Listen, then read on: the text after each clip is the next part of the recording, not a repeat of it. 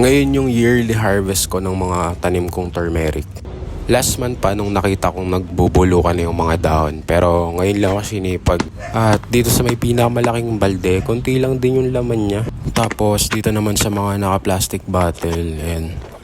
Sakto lang. Tapos dito naman sa sunod na balde, ayan. Parang cake lang. Hindi ko alam kung patatas to eh. Check natin yung loob kung maraming laman. Ayan, meron. Meron din naman. Meron. Wala.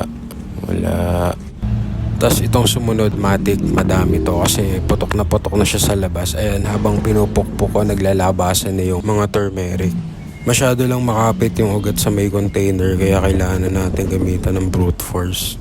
Ayan, mas naglaglagan pa yung ibang bunga. At sa wakas, nakuha na rin natin. Sobrang laki niya guys. At ito yun sa last container. Ewan ko may makukuha pa tayo dito. Kaso yun lang, puro bulok na. Overall, ito lang yung nakuha natin. Isang plangganong turmeric. Yun lang.